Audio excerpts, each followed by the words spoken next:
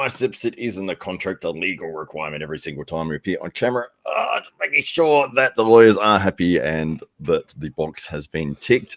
I have a very special guest on the show today, one of my friends for a long time. We've been doing lots of different films and all sorts of projects over the years and running into each other on different sets and all that sort of thing. It is none other than the actor and filmmaker, Thibul Nettle. Welcome to the show. Thanks for having me, Buzz. Good to see you. Great to have you here. Yeah, it's Thibul, but it's like I also know you as Stinga T. Stinga T, yeah. either one, Buzz. It's all good. Yeah, so Stinga T. Tell me about that. Where did the Stinga T nickname come from?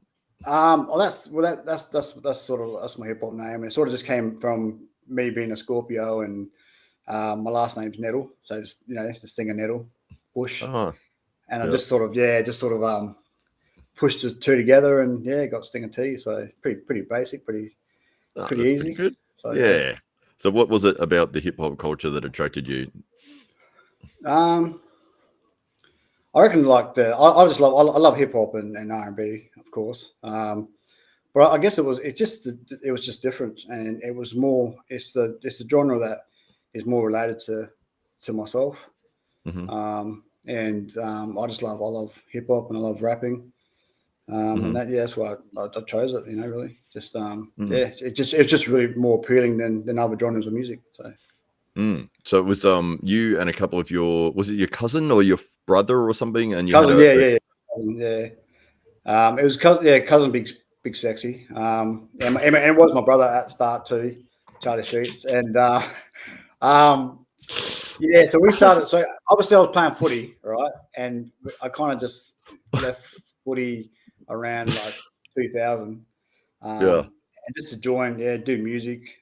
Saw Cuzzy performing. I thought that would be great to do. Rapping would be his challenge. I wasn't really happy playing footy at that point because it was getting a bit too political for me in the way that was operating. So I said, look, I'll just leave that behind and jump into another genre or another industry. Complete. A lot of people, was laughing and shit. Oh, imagine you go from like football is a pretty rough bloody sport, and you're out there smashing into guys like getting crushed, and you've got to be fast and athletic, and then you're like, now I'm going to be doing this acting. Yeah, rapping. And by the way, I might be doing rapping too, so it's a different thing. I've never done it before, but I want to give it a crack. Yeah. At least with acting, I've been, I was doing acting since I was about 16, so it kind of was overlapping into footy. Mm-hmm. And it was kind of going like I still love footy, obviously, but it was kind of just sort of slowly rising, taking footy over. And then I thought for me it was a bigger challenge. Like there was heaps of Aboriginal boys making AFL and stuff like that. And I thought I might try something different. Okay, that's fair enough. Yeah, see if I can get some doors open in the entertainment industry. Yeah, with the footy, so were you playing for a South Australian football club at any point, or was it? I had like little stints at like Central Districts and Port Adelaide with like under 17s and stuff like that. But my local club was the mighty Swords North Hawks. So I played with them for a lot of years. The mighty what? Swords North Hawks. Okay. Yeah. So just local team here, and played there, and we won a premiership like 2000 under 17s. And that's when I pretty much left after that. I reckon 2001, and cut it over to entertainment industry. You left on a high. Was it also the fact that Essendon won the AFL Grand Final in 2000 as well? Is that also made you want to? Yeah, well, like Essendon and Swords North, they haven't won a premiership since. No, that's right though. Well, they only need to win the 2000. No one cares about any of the rest of them. So, absolutely. But I mean, so the football career, and this always intrigues me a little bit, is you got to a level where you're right on the brink of making it to the professional side of it. Where you would be picked up by potentially one of the big clubs in Australia, I think you were looking at Port Adelaide at some point. But you said there were some political issues, or there was something that was sort of preventing you from being able to get your fair opportunity. Yeah, I'll just when you get to that level, when you're leaving your local club and you get to another level, you always have to prove yourself. But like when you've got like coaches in those levels, picking their sons or relatives over other players, like it's even though yourself and a lot of the other boys sitting on the pine are way better. I was like, and like I gave it a shot. I was in Paralowie, and then sort of the same kind of thing happened in Essentials as well. And then I was like, oh, I'll just go back to my local club. Went back to local club, and I just started to really not enjoy footy, man. And it's hard to keep going, with that kind of same dedication when you're not really enjoying it. So. Oh, absolutely. Yeah. And we were talking before about the lack of control that you have with film. And I guess you'd probably feel the same way with in the football career, where you could be doing your absolute best work and, you're fit as you could possibly be. You're listening, you're turning up to all the trainings, you're doing everything right, and you're not getting a go because you're not the boss, the coach's son. And this doesn't seem right. It doesn't even seem fair. But there is a lot of that in the film world as well. I mean, you go and do all your work, you film all your scenes, everything seems to be cool. You go to see the movie, you're not in it. We know that firsthand experience. That's right. That's right. And the thing about that is like you go on and when you're in those kind of those situations and those films and TV shows, and like you really promote it. Even though it might just be a minor role, like you're proud of it and you promote the show and you promote the talent and the whole jargon for it. But then when you go there and like and the other thing too is you're telling your family and friends, oh, you got a little role in it, and then they go out and watch it and you're not in it, so it kind of makes you feel like an idiot. But that's awful. Yeah, no. But you know what? As you know, we just keep going, and keep going and going, and getting the runs on the board and experience. And again, it's sort of like the same as footy. You're always seen as like an underdog. Always got to prove yourself, and you just wanting that opportunity to prove yourself. And no doubt, when you get the opportunity to prove yourself, they can see what you do, and hopefully the acting then becomes consistent. Yeah, exactly right, and that's pretty much exactly what happened with the film that we were working on. Was called The Rover. That's where we met. We had Robert Patterson, Guy Pearce in it. We were playing soldiers. We were doing some sort of green screen thing. We were there for 3 days, way out in the countryside, and completely not there in the movie's finished product. And it's funny too, because you're sitting there, and when it comes across, you're pausing to see if am I on that train? Am I on that train?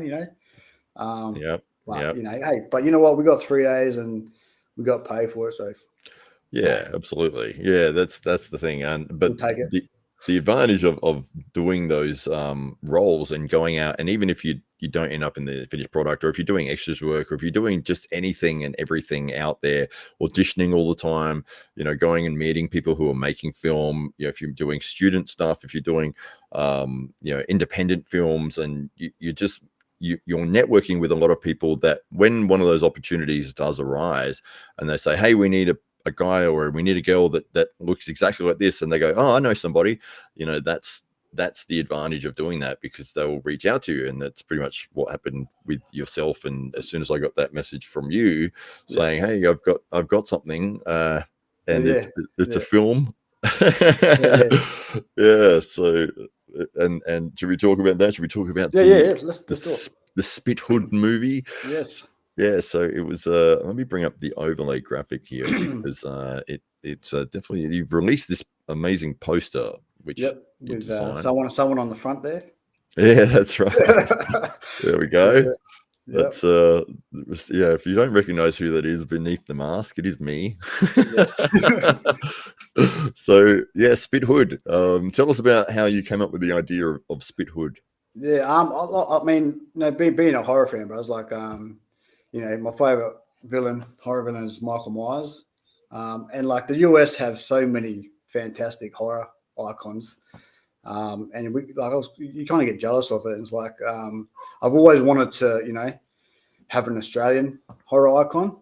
We don't really have one. I mean, we've got Mick Taylor, but he's just the Aussie kind of thing, and it's like blah blah blah. But I wanted someone strong and someone that's fierce and can be a real hard ass. So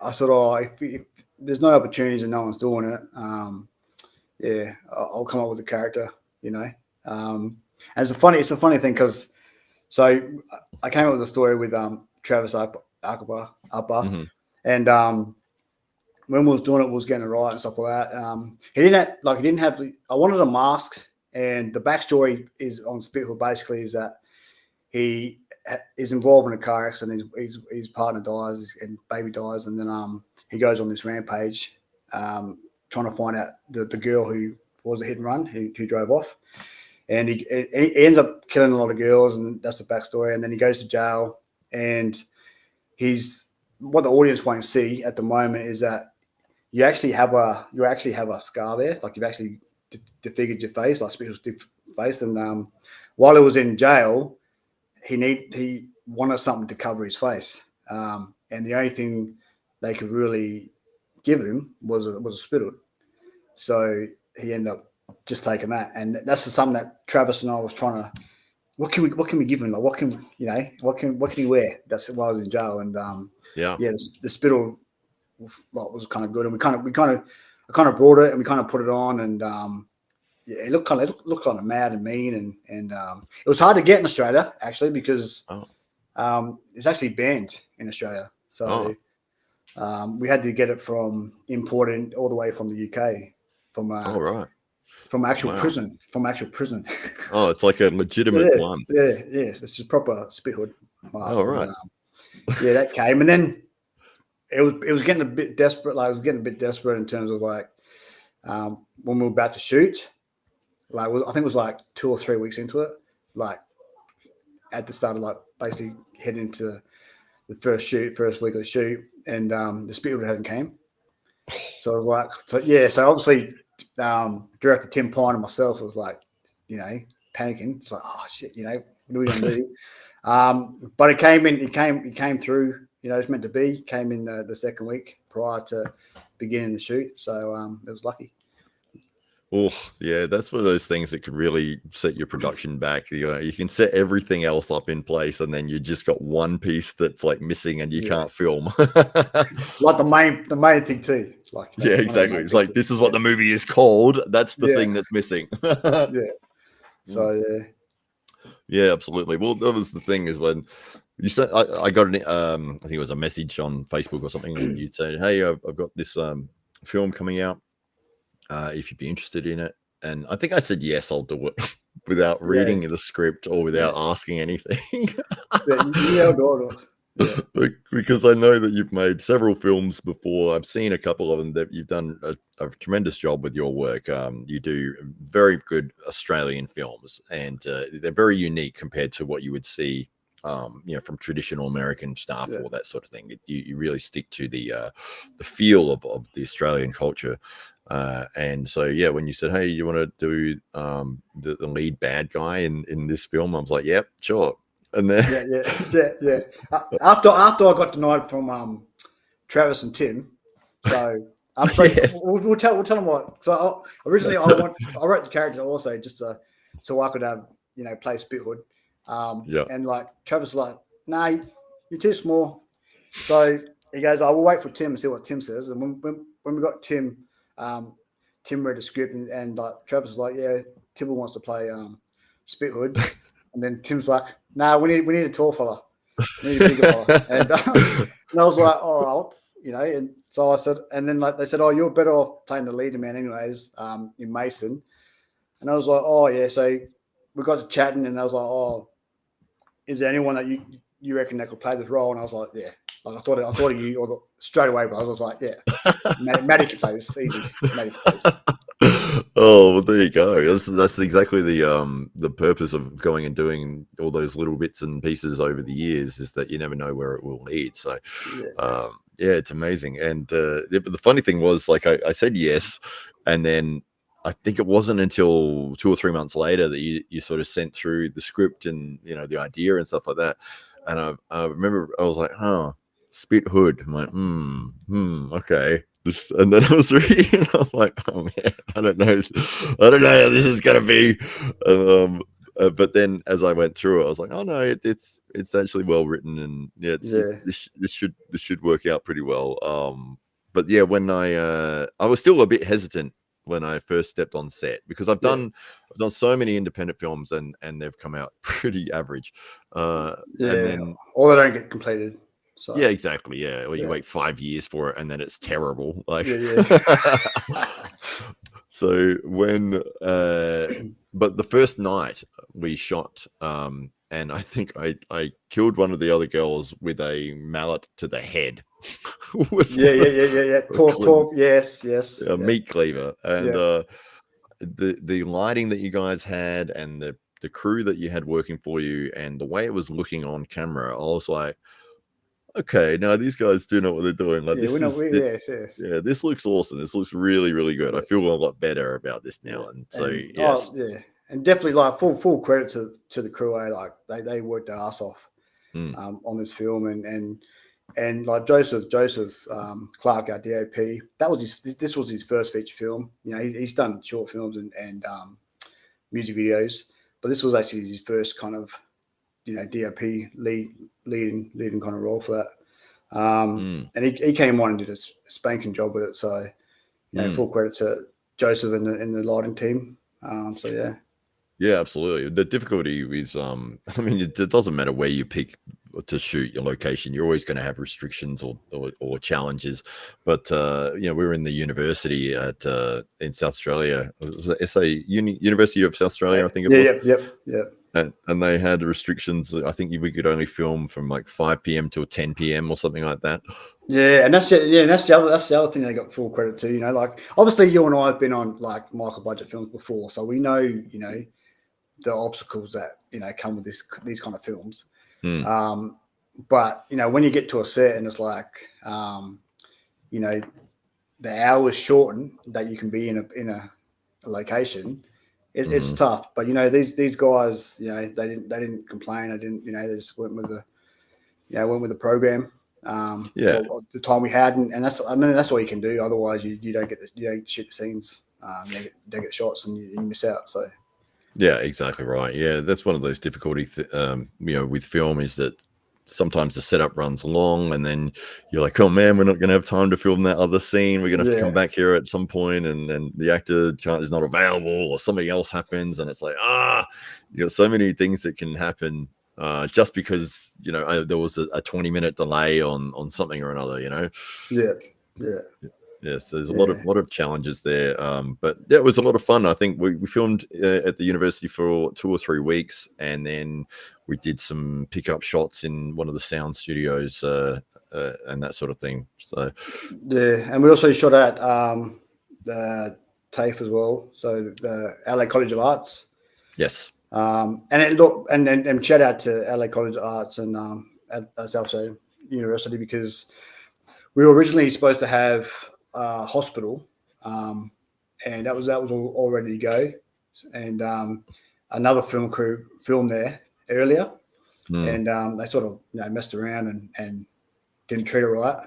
So obviously we was excited, Tim and I and Tracy and the team, but that wasn't to be. So we had to do a mad rush, and I've got a habit of being able to like look in places and sort of gel everything together, so it looks like it's one whole big building.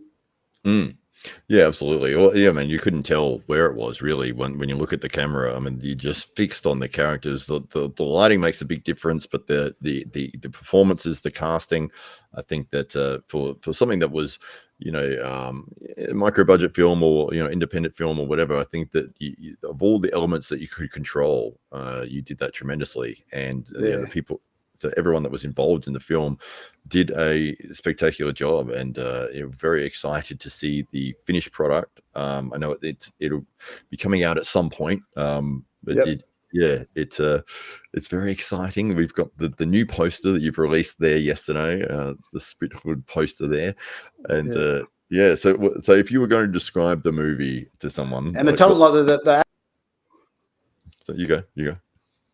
Yeah, I was going to say like that. The acting, one of the big keys of this film is acting is tremendous. Like all local actors, you know, some have done films in the past, and some of them was their first film, you know. So, but to come on and deliver their performance that they did, like it's not a typical, like a lot of these kind of films, you get, you know, good production, but you don't get good acting. Whereas in this, we're pretty lucky because we've been able to cross over and we've got good production and good, you know, excellent acting, really, which I think a lot of people will agree with. Absolutely, yeah. I mean, so you were playing the lead character, the Mason, and Mason, yeah. So yeah, so if you tell us like a brief overview or synopsis of Spithood. Yeah, so it's basically about, you know, a patient who gets brought in at the last minute into a facility or asylum that is about to close down. So there's limited staff, there's limited resources, but the asylum agrees to take, you know, the patient in, or it doesn't really agree. They just get forced with them, and they end up locking him into a thing, and he ends up, you know, he gets out, and he's out for a killing spree and starts to kill the people around, and the staff have to, who aren't, you know, able to deal with that kind of stuff or that kind of patient, have to band together and basically, you know, try and work out how to get this fella back in his cage. So, that's right. Well, that's the thing, is that so one of the premises that I enjoyed was the fact that the staff that were on shift were looking forward to a very easy, cruisy last night. Yeah. And then, you know, all of a sudden it's like, oh, what? They're bringing a prisoner in? There's only one night left. It's not only is it just one prisoner, it's like a prisoner that wants to murder all of you, and he's on the loose.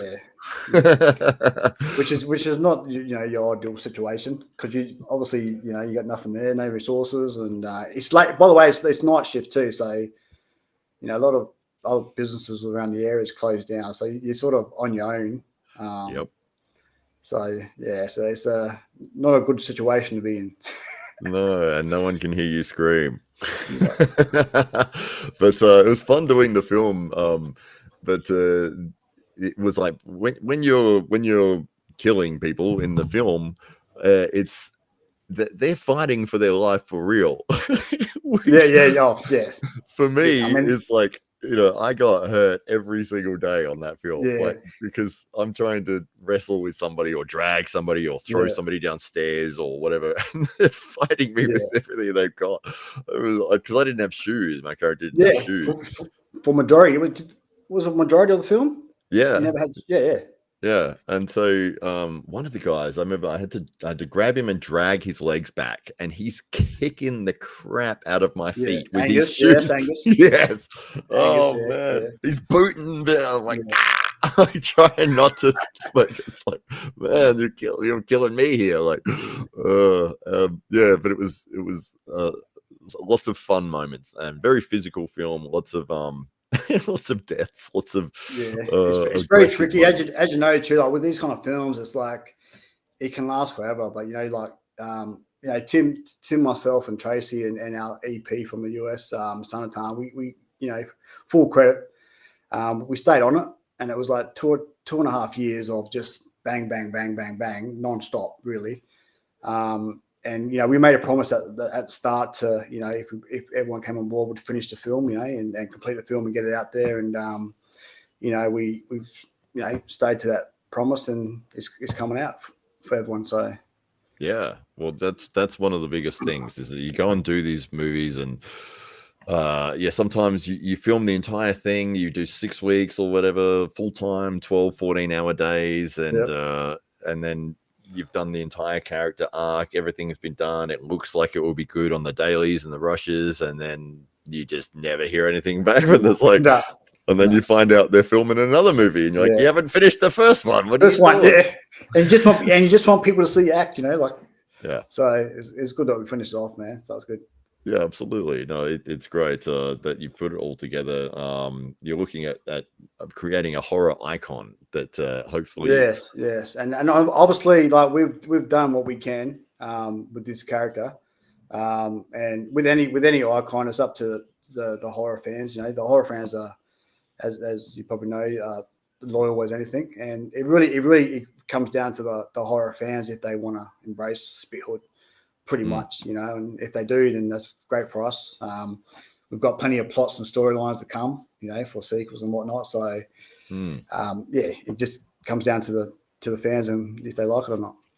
Oh, absolutely, yeah. I mean, what's it like as a filmmaker? I know it's like as an actor to go in and have your film shown for the first time, and most of the time I'm experiencing for the first time as well in a premiere or that sort of thing. But as a filmmaker, what is it like when you first show that to a general audience, your work? Like you mean like through screenings and stuff? Yeah, so if you've finished a film and this is the first screening where people that you don't know are going to be going and watching it. Yeah. I mean, look, at the end of the day, the creative team is happy, right? So at that point, the creative team's happy and they're letting other people come in and screen the film. Or it's ready to be screened. At that point, it's pretty much out of your hands, bro. It's like, you know what I mean? Like there's nothing you can do. Like the team's happy. And obviously when it gets screened into a lot of people, everyone's got opinions and it doesn't matter if it's a $20 million film or $100 million film or $100,000 film. Everyone's going to have opinions, Yep. So it's kind of like, we're happy with it. It's out to the world. You followers, when it comes out, you guys decide, and if it's positive, it's positive. If it's negative, negative. But it's done. Yeah. Do you look forward to those moments, like where it's finished and you get to show it to everyone? Oh, definitely. Because I mean, like it's for the cast and crew, and the creative. Like we put it on as the creative team, but to complete a film, I've done some of these films where, like you said, like they don't get completed. I've flown up to Brisbane to do a film that never got completed, and stuff like that in the state. But to stay strong and on track and on the path and complete a film, and now to have the opportunity for the world to view it and cast their opinions on it, it's good. It's good, and it gives the actors here in Adelaide an opportunity. Because we don't get a lot of opportunities here, especially when the big films come here. So. That's what I try to do with Feisty Films, is to try and bleed, talent that I've acted in the past with, and other new actors, and of course, like with First Nation actors too, to get them, into the mainstream sector, and mainstream film is a big, endeavor that I want to pursue as well. So, absolutely. The Drew here has put up a link to your IMDb page. You can have a look at Thibul's work there. Cheers, Drew. You can see the. Let me just bring that up here and see. Oh, there's the demo reel. The demo. That's for the getaway. Yeah. Yep. And what have we got? So I'll ask you a question, Matty. How did you feel playing Spithood? I enjoyed it. I did enjoy it. I did indeed. Yeah, absolutely. It was different to be. I think I've played I've played bad guys and stuff before, but to play a bad guy through an entire arc of a film, and not be cut out. Not be cut out. Yeah, well, hopefully. No, you're definitely. I don't think there'd be a movie left if I wasn't. That's probably the only advantage of playing the lead bad guy in a horror film. But it was a lot of fun, and I liked the fact that it was very physical. It added a different challenge to things. I remember I was chasing you through the university for like night after night, and like sprinting. We're sprinting downstairs and down corridors, and I missed one of the corners, and my foot slipped up, and I went flat on my back and slid like. And the steady cam operator couldn't keep up with me, so I had to slow down. So that's right. Yeah, well, you are pretty quick. But it's good. Look, I wanted to ask you that, like throughout the shoot, like, how do you feel about playing Spiddled? And because there's little moments there where you were chucking around the girls. I could see that, I was like, Matty, just get in there, just get in there. There's a little bit of you're a bit hesitant there. Oh, when I was trying to murderize them. Yeah. Yeah. This is one of those things that's a little it can be uncomfortable, or like because we were making up a lot of the blocking movements of on the fly, and it's like, okay, what are we doing again? I'm walking out of here, grabbing her by the throat, slamming her into the wall, elbowing her in the face, kneeing her in the head, throwing her into the fire extinguisher, stomping on her head. All right, hang on. And then add a couple more. Yeah, that's right. It's like, all right, hang on. Are we ready? Oh shit. Okay, I guess I'll just try. So yeah, it was fun. It was definitely different, and to play a character that is that filled with rage, I guess, and just unstoppable drive, like nothing's going to stop him from reaching through and ripping somebody apart. It's just like you can't reason with this guy. There's no like personality there. It's just fury. he's just on a hunt. Like all the emotions sort of gone. He's got no inner soul. He's just there. Absolutely. So it's interesting to play somebody like that, because there's no dialogue for my character.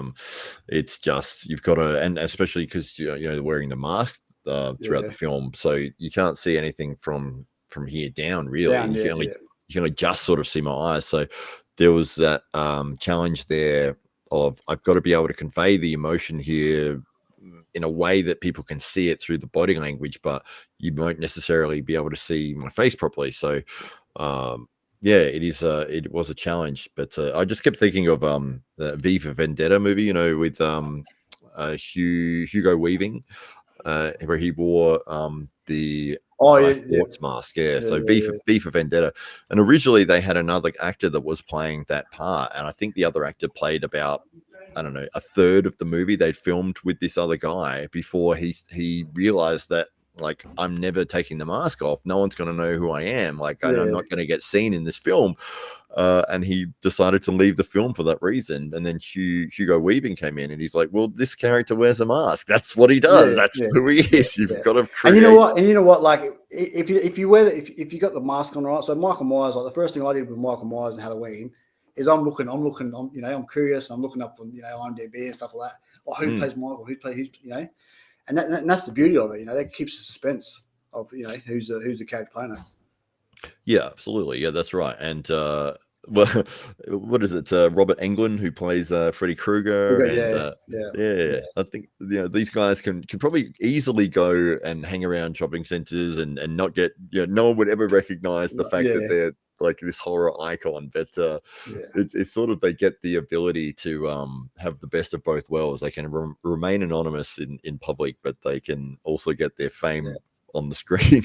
and how do you like? Because in the past you used to come to set like a couple of days here and there, but to come to a set like for weeks, every single day for you would have been different. Yeah, it was great. I've done that before with some other independent films and stuff that I've done that as we said before, they just didn't get finished for years, or they came out and they were just, it wasn't worth watching.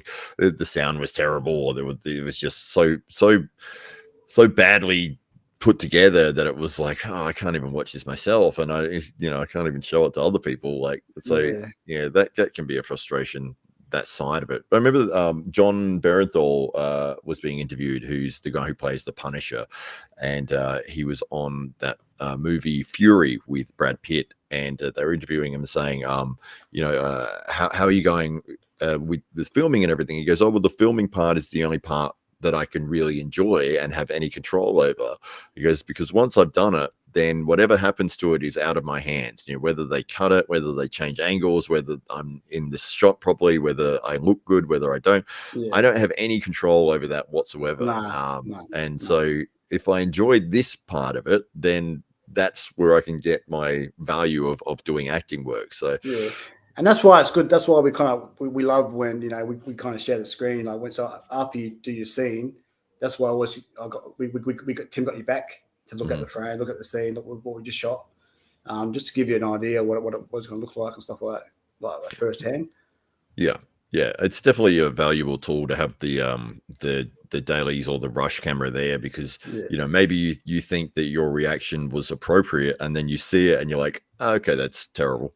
But you are right. Like you go there and you give everything, and you just hope that you've given your best performance, so that the team doesn't cut you out or cut little scenes off and that kind of stuff. And but we done good. We done. You're in there a lot.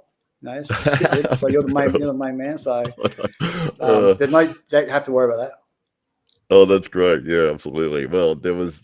I think my favorite moment of filming was when I was killing one of the security guards, and I had to just keep punching my own hand. I was punching my own hand because you could see it was a shadow shot, and you wanted to see the movement of my shadow and the sound of it hitting something, but obviously there wasn't anyone there, so I just like, well, what am I going to hit? I'll just hit my own hand, and I punched the crap out of my head.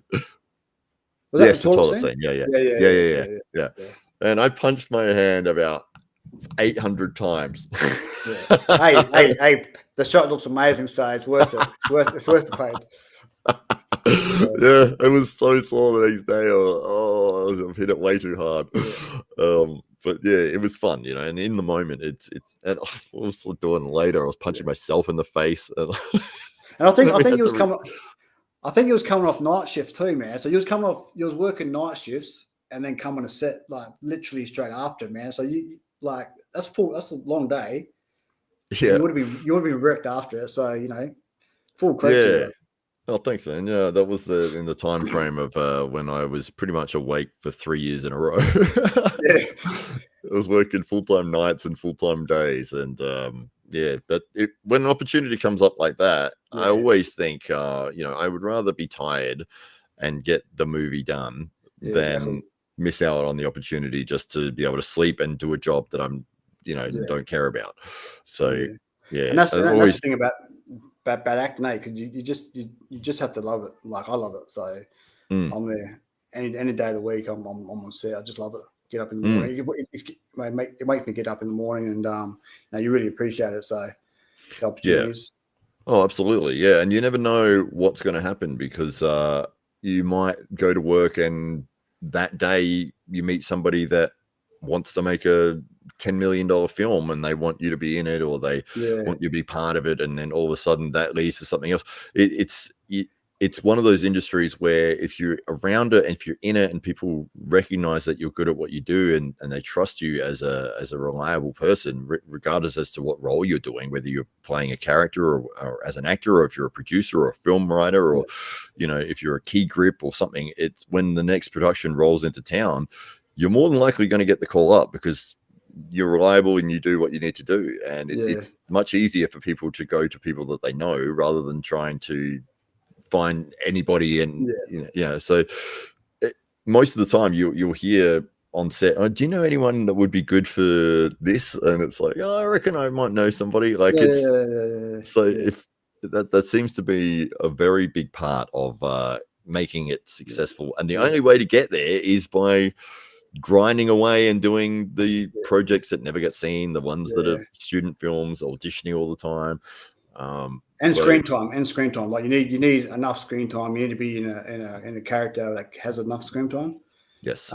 Because doing commercials and all that kind of stuff doesn't really cut it. Minor roles are good on big films, but like we keep saying, like if you get cut from those films, and you kind of look like retarded.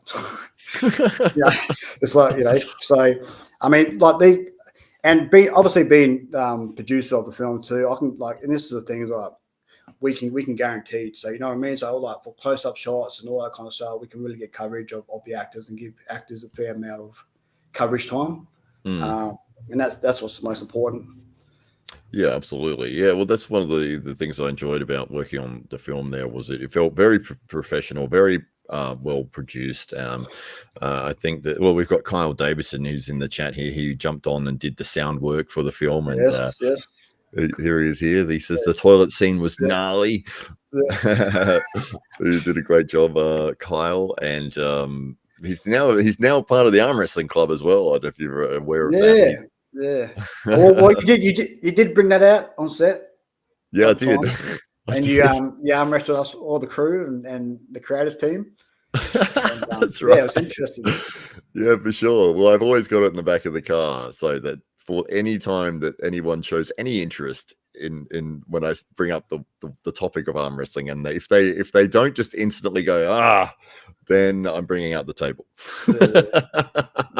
It's like take it back to wrestling, man. Like just the way you explain it, like it's so different, isn't it? Like when it's all these techniques that are involved in the arm wrestling stuff like that. It's, absolutely, yeah, it's fascinating.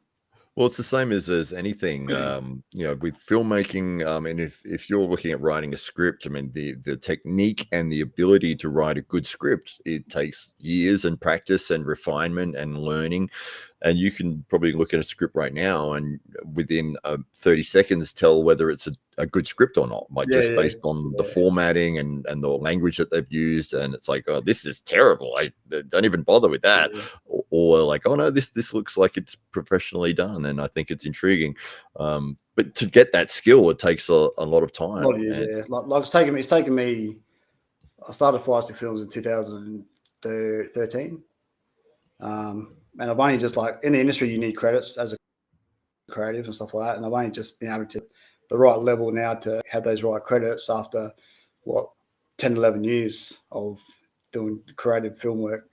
It's a long journey. Obviously, I've been acting a lot longer, but the creative side of it is, I like that. I like to have that opportunity because I'm allowed to. It allows me to open doors, man. So obviously, actors who have been slugging along for 10 years, 15 years, 20 years, I can now have that opportunity to ring them up and say, hey, I've got a film here. Do you want to come play this character? Or I'll give you an opportunity and you can rock this character, Absolutely. Yeah. Well, I mean, just looking at your IMDb here, I mean, what is it? 2009 is the first official credit. So what is that? 15 years ago that's a short film. You probably were doing stuff before that, which so 2000, I've been doing acting since I was 16. Right. But 2000 is when I started to do things, and there's a lot of stuff that's on there I've done that is not credited on IMDb. Yes, same. Yeah. So which is unfortunate, but it is what it is, and obviously need the credits to get out there and to get seen by casting directors, and we were lucky to have a casting director in that film with Nick there. So well, I did. Absolutely, yeah. Nick Buckland, who runs the Buckland and Gunn agency, fantastic guy, and him and Karina. So this one here, 49 fight. This is one of yours, isn't it? The 49 fight. Yeah, so 49. So this is a great example. Like this is a killer film that was done, but it was never really. It was released and then it was taken down, and then he kind of went through a phase where he wanted to see if he can change it into a series. And that series went kind of. He finished it, but it didn't really do too well. Oh, okay. So it's another example of not really completing a project and getting it out there. Alien Sons is another one that I was in, which never really got anywhere. At least with like Feisty film projects, I can guarantee that the projects will be finished all the time. Every single time, and they'll be out there. And and obviously Spithood's like a Michael budget film and horror film, but it's the last of my Michael budget, so I'm stepping up to the the low budget films now with a few other projects on the slate. And fantastic. So it's, again, it's a lot more opportunities for Adelaide talent, to be in bigger films and be seen. Yeah, absolutely. Well, that's one of the advantages, and what we were just saying is, if you're sticking in it and you're doing your work and you're putting the time in and you're creating, people will recognize that. And Yeah, yeah, if you're doing a good job with like zero budget, you've got no money, everything is like a shoestring. People are bringing their own lunches and they're bringing their own chairs and yeah, all that sort of thing. But it's like that can lead to opportunities in the future, especially if you do a really good film and people go, "Wow, how much like this movie looks you've had a $100,000 budget on it. Like, what was yeah, the budget?" And you're like, "The budget was like $100." yeah, yeah. It's amazing. So It's amazing what you can do, but like obviously you want to try and get what you can on set, but the post production is key, man. Like a lot of people don't put money. They put money into the production, shooting it, but they don't invest in the post production. yeah, And yeah, we were lucky. We're lucky to have obviously Tim edited the film as well, which and did a great job. And then obviously we had Trav Sonic from the US come on, and did all the sound, and then we had Marty Pepper and the Kojo guys come on and contribute, and with the color grade to get it finished. And without those guys, this film really wouldn't have got finished. And to the standard that it is at the finish line. mm. So yeah, so hats off to everybody. Yeah, it's one of those things, isn't it, where it's almost like the person who creates the film and is there to film everything, they almost lose their motivation as soon as that final shot is done. And then it's Yeah, like, okay, now you've got to go and sit in front of the computer for 6 months and get it all together. yeah, And they're like, yeah, yeah, that's not them, yeah. And it's a different scenario. So with Michael budgets, like you want to have for the editing, you want to have it all clipped and all synced and the sounds all synced. And I think Kyle was on there. He did a few of the syncing for Oh, the did he? for the thing. So it's not an easy job. The bigger films it's already done. So the editors comes in, puts the rashes together, and blah blah blah, and then gets the rough cut done. So it's a tedious job. Yeah. If you don't have the right funding for it, budget for it, but you just soldier on, man. You soldier on, and you just get to work. Exactly. Yeah. Well, that's been my story of this week. With so we ran an event on Sunday, the AWE Grand Prix 2, and I have been editing non-stop that footage to be able to get it finished and get it out there. And I thought that it wouldn't have taken me as long as it is taking me, but it's literally been day and night. I've been working on it. But syncing all the sound files. There's 9 different soundtracks. There's like multiple camera angles, all working on the color grading. And they're massive files as well. So everyone keeps messaging and going, "Where's the footage?" It's like, I'm working on it. It takes a while. Like, yeah. That's why if you can separate it, brother. Like if you can separate it and just get editors come in and do what the editors do, it just makes it so much easier. Like so you can just sit back and relax. Say just. Give us a rough cut of it, and I'll come in just for the viewing.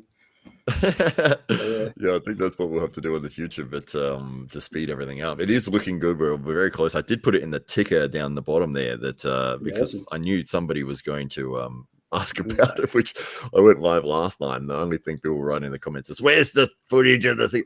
I'm like, I've been telling you, I'm working on it. Day and night I've been on it, but yeah, it's close. It's almost there, but yeah. So one of the things I would love to know in your experience of the Adelaide film scene since you started in 2000 or when you were 16 years old to where it is now, like what changes have you seen? Probably the kind of productions coming to Adelaide is obviously way bigger than when I first started. But as a First Nation actor, it was almost non-existent for roles for us here. It's always the eastern states getting the opportunities. But being able to create films now, I've got that that power, if you want to call it, to be able to open doors for more opportunities. But other than that, like the crews are pretty much the same. It's just the production value is better, man. Like it's higher. It's higher. We're really getting the eyes on Adelaide now, which is great. you know, and people from interstate and overseas want to come to Adelaide and film. You know, and SAFC's changed a long time too, from when I first was introduced to them to now. They've gotten better, a lot better. And they're supporting a lot more SA talent, which is great. This is South Australian Film Corporation. Yeah. So what do they do in terms of their assistance for people trying to make film? So obviously, like there's a credit system to try and, you know, obviously the more credits you have, the more opportunities you have. Throughout the years, there's usually a lot of development grants. The Mercury Cinema, Mercury have sort of the same kind of grants if you want to, you know, get into the filmmaking. But you know, I mean, it's a funny, you know, I've got mates that went to university, you know, to learn film studies and all that kind of stuff, and you know, I've exceeded them, and I never went to university for filmmaking. You know, so I learned all my film knowledge being on set, being on front of the camera, and really just observing. You know, so when you're having your breaks, when you're having lunch, and just watching what the fellows do and what they talk about, and it's like anything. If you're around it a lot, you knowledge-wise, you pick up on it. Yes. And that's what I've done. And obviously, I'm a big film fan too. So I love to go to cinemas and watch movies and see how they get shot and all that kind of stuff, and the stories. And it's also about pinpointing, you know, what stories that us as Australians aren't you know, saying or showing. Because a lot of it's pretty much the same kind of stuff that comes out of Australia. So when you have something like Spittle come out of Australia, it's like, well, this is different. This is just completely different. You know? Yeah, absolutely. And it's good. And I think it gets a little bit lethargic. And I think Australian, you know, audiences want some, you know, they want something different. Like, I mean, look at Talk to Me. Like, Talk to Me came out and just went bang. You know, so. Yeah. So Talk to Me, obviously the twins, was it Michael and Danny? I think Danny Philippou, who made Talk to Me, and they've come from the same realm and world that we have. Suburbs. Yeah, that's right. Suburbs.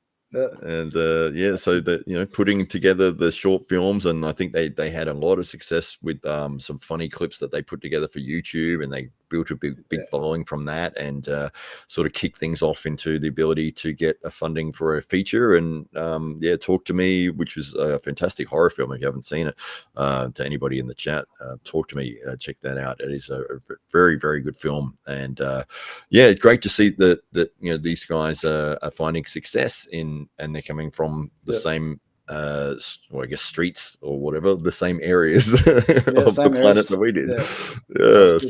So it's so good. And so with the future of what you're looking towards for your next step. So once we've got Spithood out in cinemas and it's done and dusted, and the next move for yourself. Yeah, I mean, our next film, or Tracy and I, next film will be Plague Island, which is a survival thriller, and then obviously Waterfall Valley, and they're my bigger films. Now you're heading into the the $1 million budget films. Nice. Yeah, so if I can get them off the ground and shot, then it gives me opportunity to work on the slate. I've got a big slate, and Travis has got a huge slate as well. So I'll collaborate with Travis a lot. So if we can get this on, and then it just opens the door. And it just gives, like I said, it just opens. It's all about opportunities. It's bigger than, like, for me, it's bigger than the film. It's about getting talent seen, and hopefully when Spittle comes out, there's casting directors, producers, directors who see you guys and say, hey, she was good, or he was good, or Matty was excellent. I might grab him for my film, and hopefully it goes on for there. It's about consistency too, man. Like that's what I've struggled with, really, is being able to get one film and then bang, go on to another film, go on to another film, go on to another film, and make it a consistent, timeline to be able to make a living from it, at least. Yeah, well, that's right. And I think you've gone about it the right way, in terms of, like, instead of sitting around waiting for somebody to give you a call and give you an opportunity, you're like, I'm just going to make my own opportunity and make Yeah, my yeah. own. I don't film. need the key. I don't need the key to the door. I'll just smash it down. Yeah. That's right. That's right. I love that. I think that's absolutely fantastic. And so many people miss out because they think that somebody else will notice them and give them the key. And it's like, Yeah. why don't you just create it yourself? And it's like, Yeah. but I'm not into the. It's like, well, learn how to be that, because that's the only way you're going to get forward. And there's so many people, mate. Like there's so many actors and crew guys around SA, man. They're just hungry. You know what I mean? Oh, yeah. So when people say that they won't come and do it, they'll do it, man. Like everyone helps each other, and that's the only way you can build the industry. You know, so. Absolutely. Kyle says that no open doors. That's okay. I'll use the window. Kyle was telling me about a scene that he did because he does the sound work, and obviously does a lot of the holding of the booms. Boom, yeah. And I think he said that this scene that he had to hold the boom like just above, but like not in frame, and he couldn't dip it, and it was in a really bad angle, and it was like a 9-minute shot or something. And you know how hard that is to hold. Yeah, yeah. I don't. Yeah, buzz. I don't envy those boom operators, mate. Fuck, they got a tough job, I'll tell you. Yeah. It's the difficulty of the crew that nobody ever gets to see. It was almost, there we go. It's a 12-minute shot. So 12 minutes you had to hold that for. Yeah. And even if just holding your arms out for 12 minutes is difficult enough, but let alone being perfectly, and you would ruin the shot if you messed it up. Oh yeah. And Tim wouldn't be happy, so. Exactly right. So in terms of the films that you have found inspirational, like for me now, like when I go to see a movie, like I can't watch the movie as an audience member. It's so hard to lose the analytical side of looking at the lighting or looking at the characters' dialogue or the way they're filming the scene, or it's very difficult to lose yourself in the film. But the ones that I find that I do forget about that, and I do get wrapped up in the story, like they're my favorites, and it always indicates to me that this is a well-made film if I can forget about the fact that I'm looking at a piece of cinema that I know all the ins and outs of how it's been created. Then that to me is those sort of movies really attract me. Yeah, I mean, for me, bros, I can just separate. I've got the ability to just be able to separate it. So when I watch a movie, I'm not looking at production or lighting or that kind of shit. I'm just watching the film as a film fan, watching the acting, and that's it. And then try and get into the storyline. Because that's one of the things as creatives, we tend to go to, watch films and we over, our opinions start running. Oh, look there, look, or the lighting was shit, or who's the continuity person? There was a hand there, the Coke bottle's there, but I miss a lot of those things because I'm just 100% driven to the story. So I just I can separate myself. Even like a lot of people say, how do you direct an act? And watch yourself on screen. Like I don't. Yeah, for me, when I watch myself on screen, I'm comfortable watching myself on screen. A lot of actors don't like to watch themselves, but or they feel uncomfortable. But for me, I'm just comfortable. And I'm not too picky too. Like I don't over. When I'm shooting my scenes, I'm just like do it in 2 or 3 takes and then move on and focus on the other actors and stuff like that. So. Yeah. I guess that's the thing is if you know that you've put the performance through that's adequate, that supports the character in the film, and it's like, well, it's fine. It's gonna work. It's gonna play well. I don't need to make sure that I get the absolute perfect shot just because it's me doing it. Yeah, 100%. What about a favorite moment of yours on set? It could be any movie that you've done, but just being on set, what was one of your favorite moments? That's gonna take me back, bros. Flashback.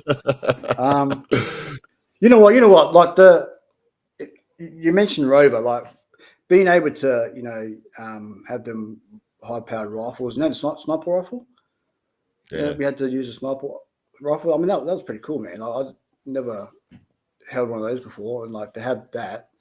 But for me, like I love like the horrors, man. Like just I think every moment for me is like it's great, being able to kind of get scared of them in real life. So to play scared and to be scared in the film is pretty cool, man. Like I think, anyways. Well, you didn't look that scared when I was chasing him. I've got to put a better act on next time. Probably because you knew that you could outrun me at any point. I was running as fast as I could. You were still pulling away. Yeah. I had to slow down like heaps, man. And I was like, if I slow down anymore, it's going to look so fake. Like, yeah. I'm a lot bigger and heavier. Yeah. No, you're very, very fast runner. I've got a comment here from Mr. Peanut. This is an arm wrestling related thing. It's his arm sports news. Yep. WAL is on the move. Steve Kaplan event is coming up in 2025, the first quarter. Also, Marvin Cohen has Project Brewing, it seems. Both film producers with serious track records on the move. And follow the money. Cobra may have insight to share. So Cobra Rhodes is one of the legendary wrestlers that's always been around. Yeah, cool. He does some film work, and Mr. Peanut there is referring to that they used to have this league called the World Arm Wrestling League, and it was ran by a guy called Steve Kaplan, who is a billionaire, and he gets involved in a lot of producing of TV shows, and he really sort of got attracted to arm wrestling for a couple of years, and they put on these amazing shows like called WAL, but then COVID happened, and they sort of said, we'll shut down for now, and we'll come back at some point. And I think in that time, Steve Kaplan lost interest, or his interest went to something else, and they never came back. So I think that Mr. Peanut is trying to highlight that maybe he's coming back next year, but we'll see what happens there. Yeah, so I know you're up to date on your arm wrestling knowledge there, Thibul. yes. I'm like, okay, that's cool. That sounds good. Russ. Yeah, definitely. Oh, good. Thanks, Mr. Peanut. I was wondering about that. We've got Fox 8 Ball who's come in and said, "What WTF is going on here?" Hello to you too, Fox. Fox is a very funny Scotsman. He's an arm wrestler as well, as most of the people in here are. But it's what's fun about being doing these podcasts is you can get anybody who has an interesting story or interesting talent to come on, and it's always fantastic to have guests like yourself to provide a different point of view. I thought it'd be good to to share with your community as well. The fact that you're in this film, and the big mean villain, big mean arm wrestler. That's right. Okay. That's right. Exactly right. Well, we've got a $5, a Great British Pound from Muscle Bike, a super chat. He says, "G'day, mate. Let's put another shrimp on the barbie." Very good, Muscle Bike. Thank you so much for that. That is legendary. You are the second person ever to put a super chat in. So thank you very much. It's one of the things that I've only just unlocked as I think one of the YouTube partner things or whatever it is. But very, very, very nice of you to do that. And so with film, was it something that you always were attracted to, or was there a particular moment or a particular film that you were like, oh, this is amazing, I love this, I want to get involved in this from this movie? Well, I'm a massive Denzel Washington fan.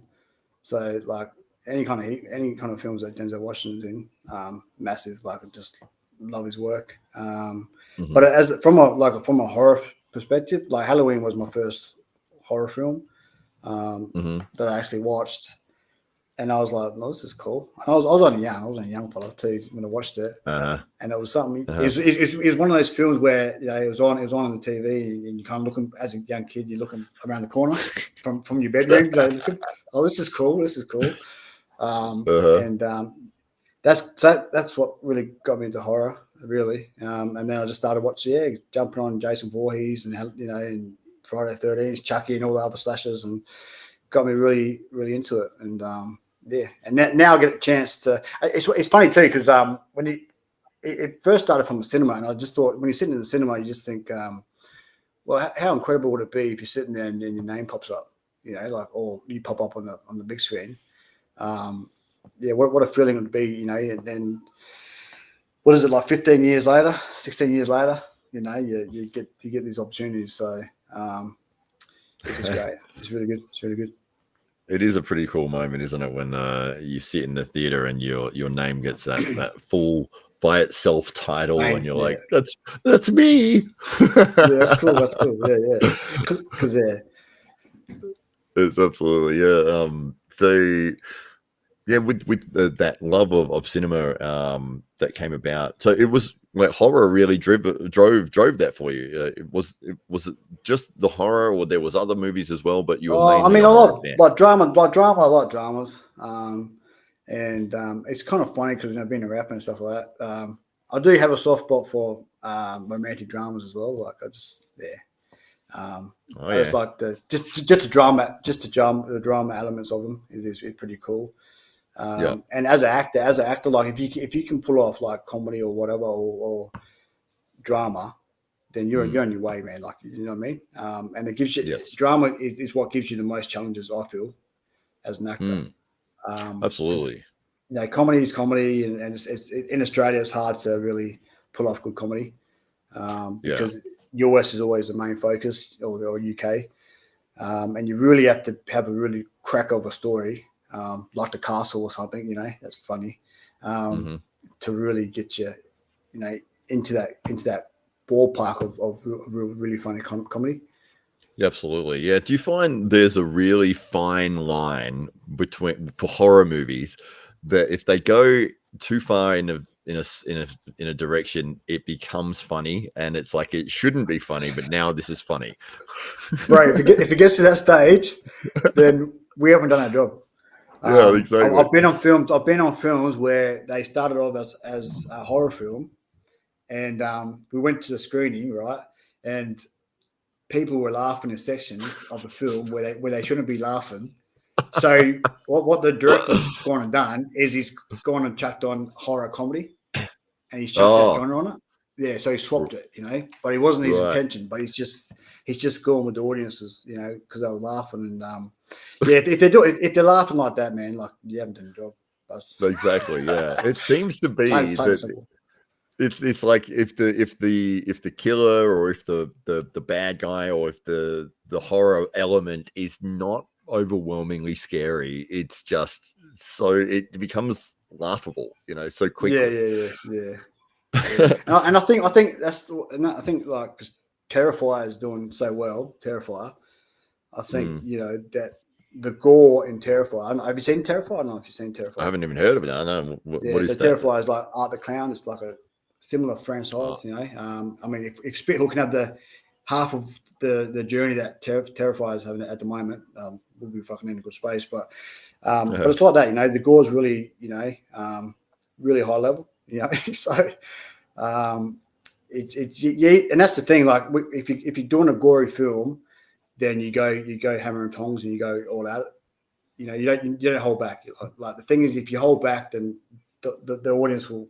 They can work that out. They can figure that out that you're holding back. Yes.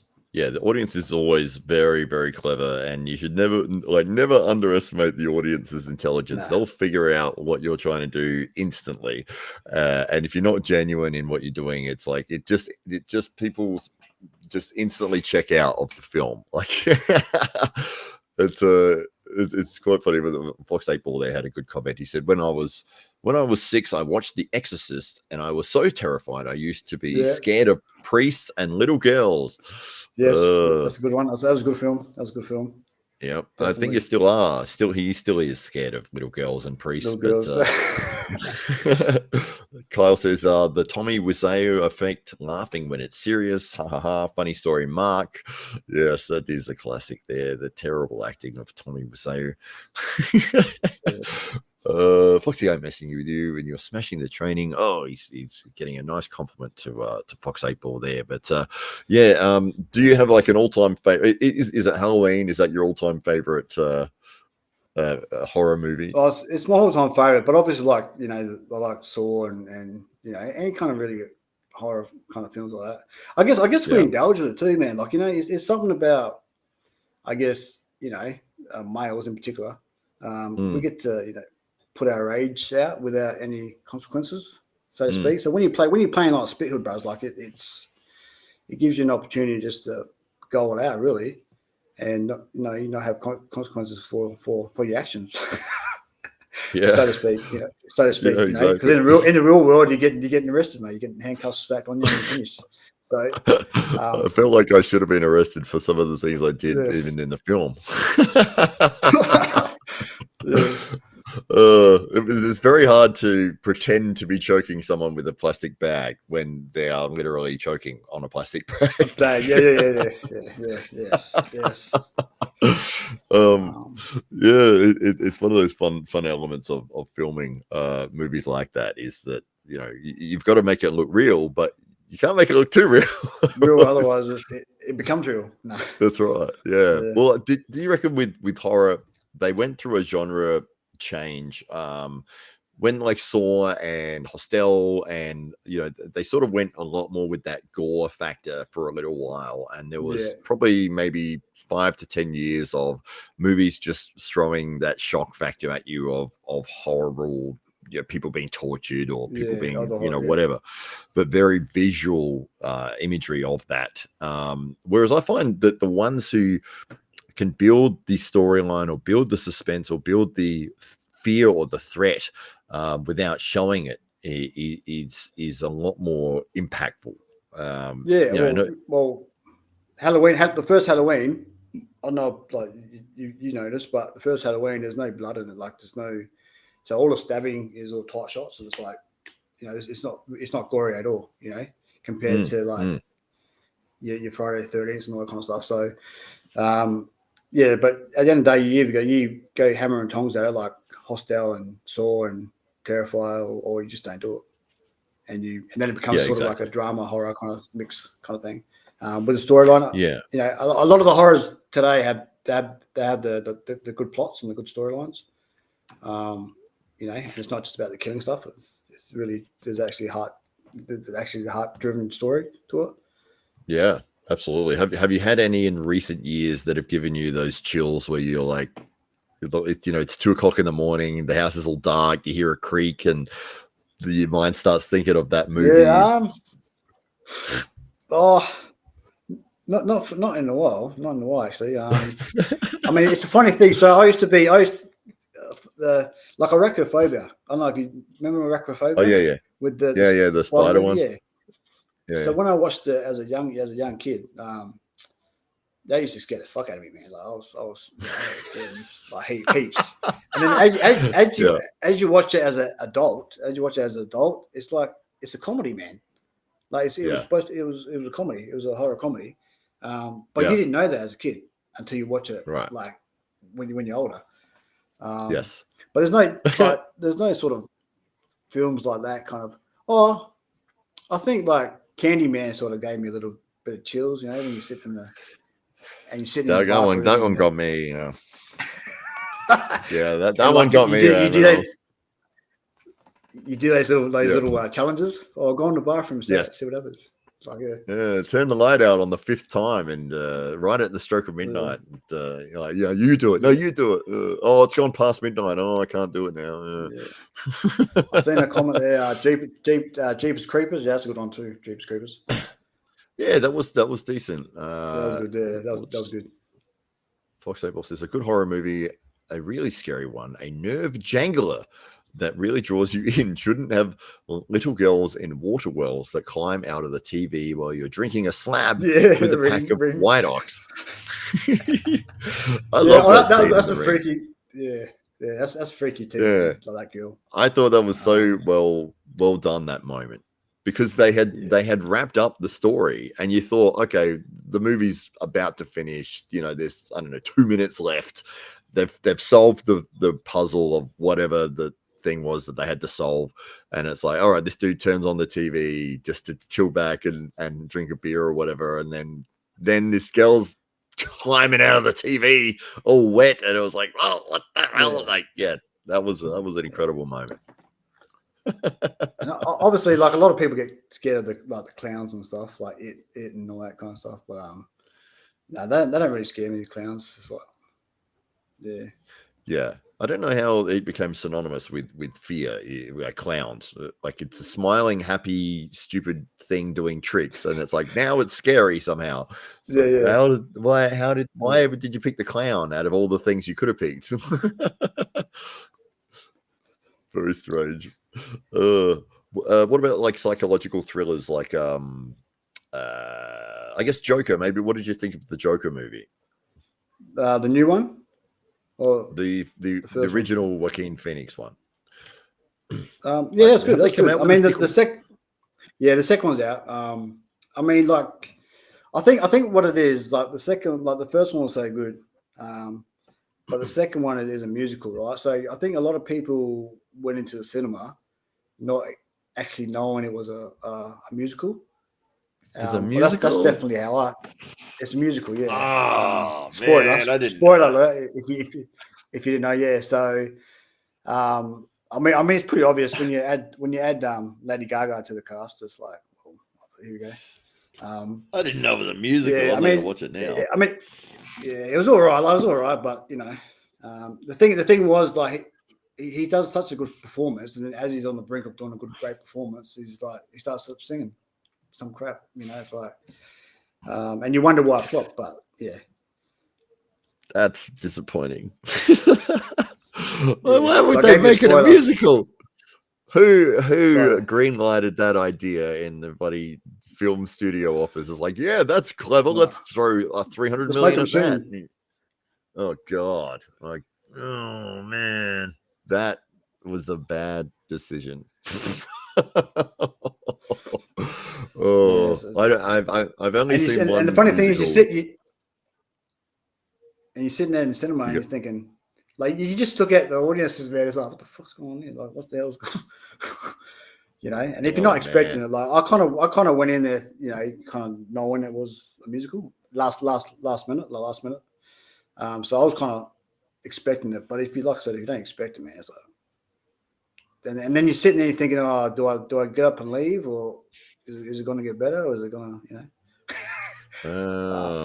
Yeah. So out of 10, what would you give it out of 10?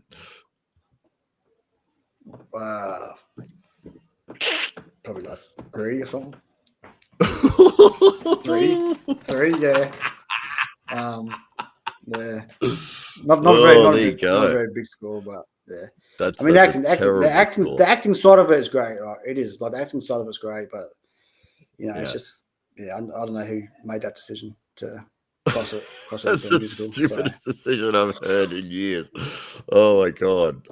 What about a highly rated film that you think everyone should go and see? What would be you if you had to pick a couple of films that you said you've got to see these? They're amazing. That's put them in the spot. Yeah, absolutely. I mean, what old ones or new ones? Any that you like. I can name a couple that I like. You might like these as well. I love Inception. I think Inception is a fantastic film. Yeah, anything with Leo is pretty good. Like, Tom Hardy. Any of these kind of guys, Denzel Washington, like Eraser, like any kind of films are great to watch. Yeah, I mean, it's too many. Like when you say that, when you ask me that question, man, it's just like my mind is. My catalog just opens up. 5 million options. Yeah. Do you have a favorite Denzel scene or moment? I guess it's like everyone. Like, I think Training Day. You know, I think it's, you know, when he's in Compton and he does that, you know, that monologue. That's pretty cool, man. Like, it's but obviously, like, the other movie I really, really enjoyed, and it's only a movie I really went to cinemas multiple times to go watch, was Mark Wahlberg, Christian Bale film, The Fighter. Oh yeah, nice. Just something. Okay. Yeah, like, I don't usually go back to a cinema and watch the same film, but I went like 3 or 4 times and I watched that film. Like, the performances that Christian Bale did and Mark Wahlberg, and that is, it was just awesome, man. You know, and the thing that, the method acting that Christian Bale does, like, you know, he goes to that extreme level to do what he does to his body. It's fucking, you know, it's nuts. Oh yeah, it's insane. I mean, he lives as the character throughout the film shoot and speaks as with the same accent the whole time, and which is got to be weird for the other cast members. Yeah. Although I will say, I'm looking forward to Gladiator, so to see see how that is. Oh, so he's the new one coming. Oh, what's the film called? Gladiator. You know what Russell Crowe did? Right, yeah. So there's a sequel to that, or a prequel or something. Coming on. Yeah. Oh, a sequel. It's basically like the young son of Russell Crowe's character is older now. So yeah, and it's got Denzel. It's got Denzel Washington in it. So it's, okay. And he doesn't usually do these films, so it'd be good to just see how he pulls this off. Absolutely. Well, I mean, he's always good. There you go. I didn't know. I heard rumors they were doing another Gladiator. I was like, so he died at the end. Like, how would they do that? But I guess that makes sense if it's his son or whatever. So yeah. Well, there we go. Well, we might wrap things up here for our interview with Thibul Nettle. But any final shout outs, or how can people follow you or follow Spithood or any of those links or things we're talking about? Absolutely. Well, first, I just want to say a big thank you to and a big shout out to all the cast and crew and everyone that worked on Spithood, from the pre-production to post-production. Like I said, it was 2.5 years, and just the creative team is just very, very happy about it. The final product, and we're looking very much forward to getting out to the audience to finally have a look at it and see what they think. And if you want to keep up on all the updates, we've got an Instagram page, Facebook page. You can find us on Facebook. You can find firestickfilms.com or hit the Firestick Films on Instagram, or you can look up IMDb and follow some of the cast, follow our director Tim Pine, and stay tuned to all the updates. Well, there you go. There's Thibul Nettle on Instagram there. Follow, and give us a follow. Yeah, absolutely.